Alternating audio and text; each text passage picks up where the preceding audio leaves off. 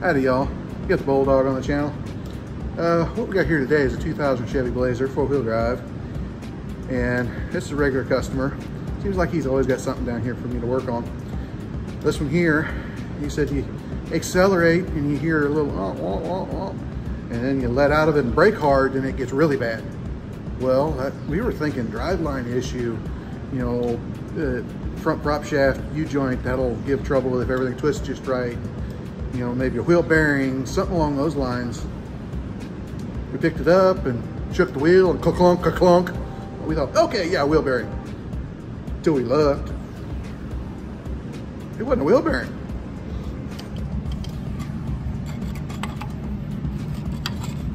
Clunk, clunk, clunk, clunk.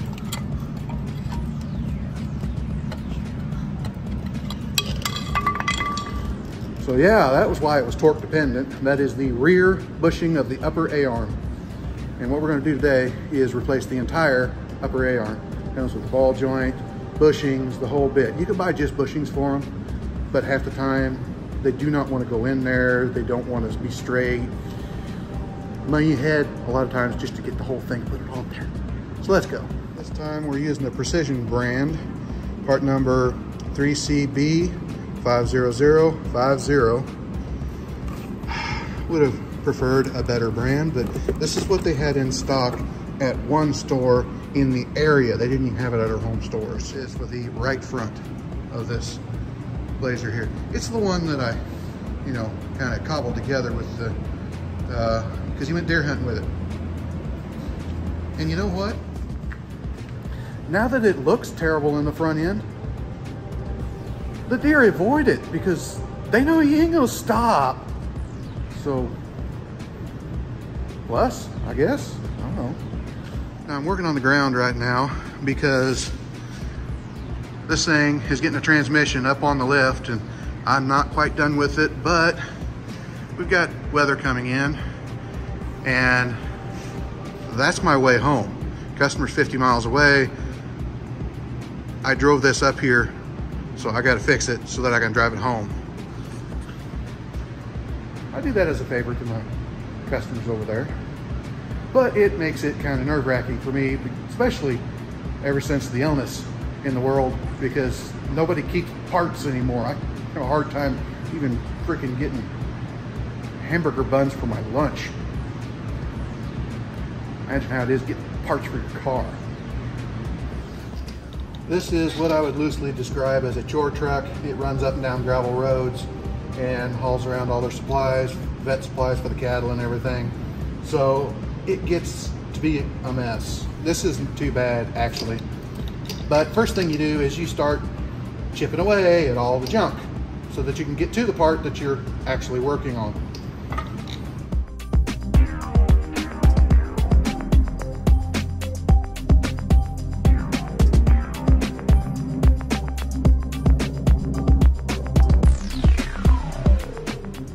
Now this bracket right here is really fun to get to. You can't hardly put a box end on it. You should. I have to reach in there with the open end of the wrench.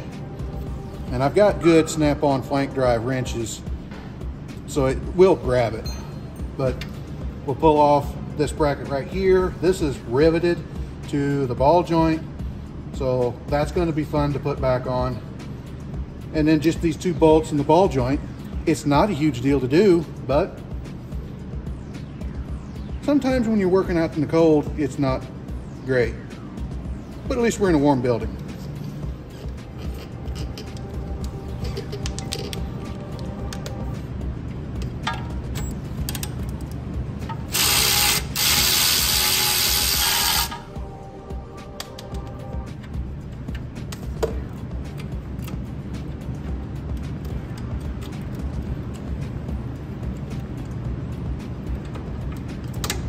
Come on, quit fighting me. There we go. Now, ooh, fell apart. We're gonna jack this thing up a little bit and put a stand underneath the lower control arm. I don't want the thing hanging down. You want this thing, when you torque it up, to be, you know, ride height. That way the bushings last longer. What kills a lot of these A-arm bushings is somebody installs them and they're hanging down before they torque them up.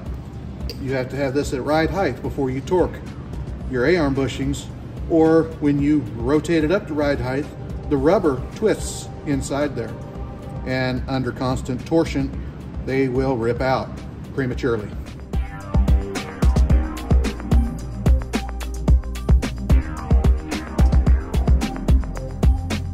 Now when it comes to pulling out this cotter pin here, I usually don't worry about it unless it comes out pretty easy. This one came out all right. We're replacing this anyway, so if you have a hard time getting this out, don't worry about it. Just break it loose. It'll shear this off. You're replacing the part anyway.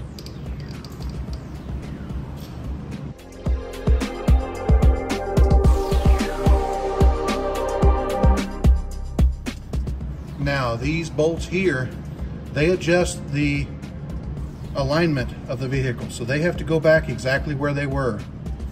You have to make note of where these adjustments are. They're like cam adjustments. When you rotate the bolt, it turns it in and out, front or back, whichever one has the adjustments on it.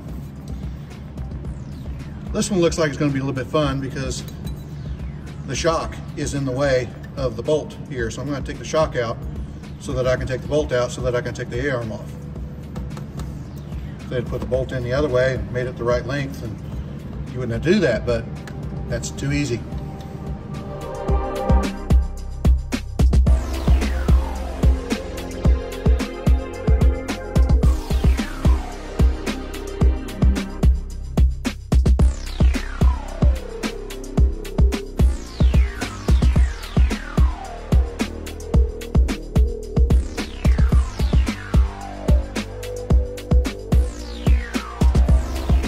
Finally got this stupid thing out of there.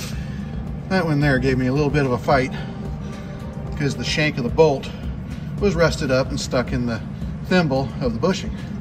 But the way these things work, so you can see the slots there, and you can see this brace right here. I got one of them front and back. Then the bolt has a flat on it, and on each end is this oblong washer, and it sits in there in that saddle. And as you rotate this thing, that bracket right here, there's only enough room for this circle to go in there. So as you rotate the bolt, it moves the A-arm in and out. That's how they make the adjustments. That's also why it could be a 5-minute job, or it could be a 5-hour job whenever it comes to doing an alignment, because these things can be stuck like it was there, and that was easy. I had to air hammer it and beat it with a hammer and then lock vice grips on it and then drag it out, and it wasn't even stuck that bad. So I'm going to clean these up on the wire wheel so they can go back. Sometimes you have to replace these because they're rusted out and they break off, but these aren't bad. I'll just put them back. So it's reverse removal to install. What I do a lot of times whenever I'm needing to put it back, I take a picture with my phone of the orientation of these washers. And I had to take the shock clear out because there's just no room in here for the shock. So